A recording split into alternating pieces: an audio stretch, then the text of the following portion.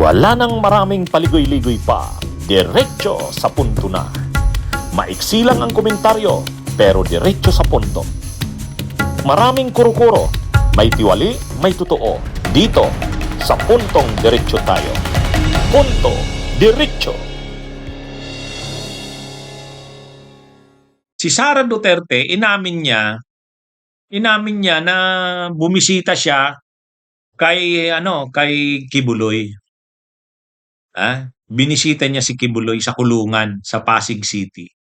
Sabi ni Sara Duterte, bago daw siya pumunta ng Dahig para bisitahin ang kanyang ama, dumaan muna siya kay Kibuloy. Ay siyempre, tatanungin siya ni Digong ng tatay nila. Kumusta ba si Pastor Kibuloy? Okay. Siyempre, kailangan sabihin nila, nakausap ko, okay naman. No? Ang daming binibisita ni Sara ngayon ng mga kriminal. Ang daming binibisita ni Madriama kriminal. Si Tebes, si Kibuloy. Kung nakakulong pa si Bantag, bibisitahin niya din yan. Si Madriaga, hindi niya inaamin na binisita niya. Neither confirm nor deny daw siya.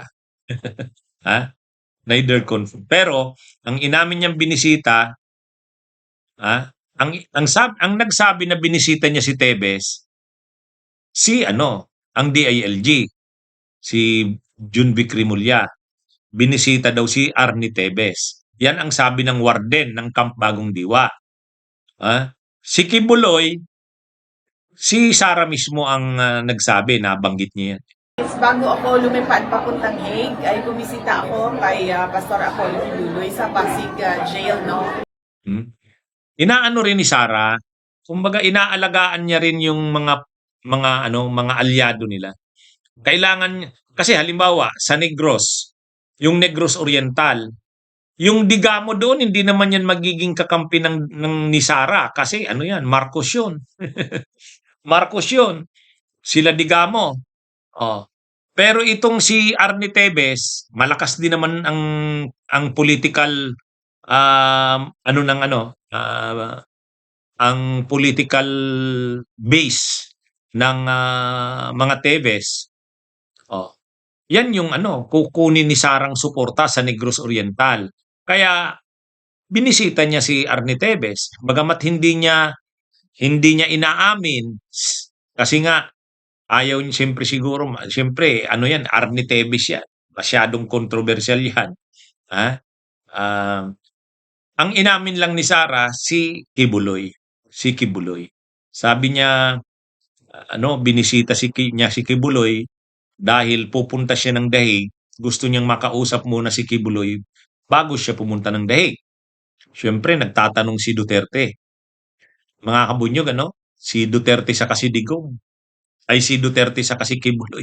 Dati, pag nagiinuman yung nila, nag-uusap yan sa mga mamahaling restaurants, hotels. Ang yabang pareho niyan.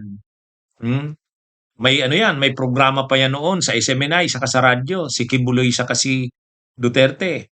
Akala nila hindi sila mapapanagot sa kanilang mga krimen na ginawa. Ngayon, nakakulong si Kibuloy, ang kaso niya, qualified human trafficking.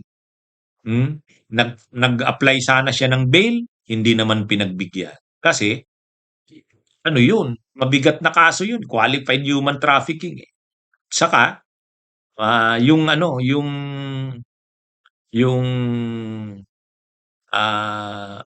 ebidensya laban sa kanya ay matibay, kaya hindi siya pinayagang makapagpiyansa.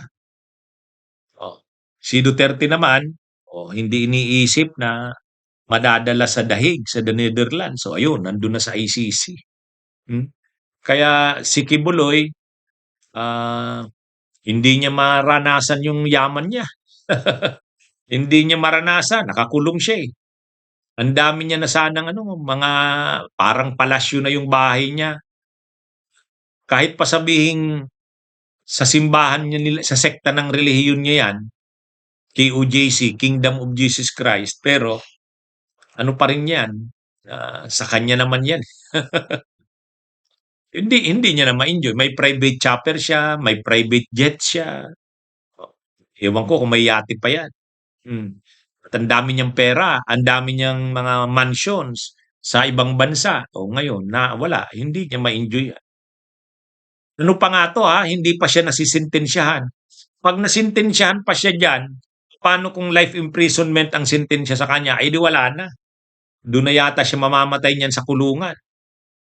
Doon na nagtapos ang kasaysayan ni Kibuloy. Pwede pag nanalo si Sara. Ipapardon. Ipapardon si Kibuloy. Kaya grabe talaga yung kanilang kailangan talaga sa kanila manalo si Sara Duterte. Ha? Manalo. Kasi kung makonvict man si Kibuloy, pwedeng ipardon. Ganon din si Arnie Tevez. Pwede, yan yung mga kaya maraming nakasalalay kay Sara ang kaligtasan, Hmm. Pero alam nila sa ngayon wala. Hindi makapagpiyansa si Tevez, hindi makapagpiyansa si Kibuloy. Si Duterte ang mahirap. Mahirap si Digong eh. Kasi kahit maging presidente si Sara, hindi siguradong maiuwi si Duterte. Halimbawa, ang presidente si Sara sa 28, kaya niya bang orderan ng ICC na ibalik dito si Duterte? Hindi naman hawak ng Pilipinas ang ICC. Kahit Korte Suprema natin, walang jurisdiction sa ICC. Ano yan eh? Ano yan? International Criminal Court. Kaya mahirap yan. Tawa natin. Pero ano ngayon, ito, inamin ni Sara, pumunta siya kay Kibuloy. Hindi niya inamin, pumunta siya kay Tevez. Pero DILG na ang nagsabi, sa yung warden, pumunta daw eh. Ang hindi niya inaamin, Madriaga. Pero sinasabi ng abogado ni Madriaga, bumisita si Duterte, si Sara, kay Madriaga. Kaya lang, hindi daw hinarap ni Madriaga. Hindi raw hinarap. Bunyog, halikan na kasama ka. Bunyog, kapag buklod ay may pag-asa. Luzon, Visayas, Mindanao, isa ang pananaw. Sa bagong Pilipinas ang bunyog isisigaw. Bunyog, bunyog.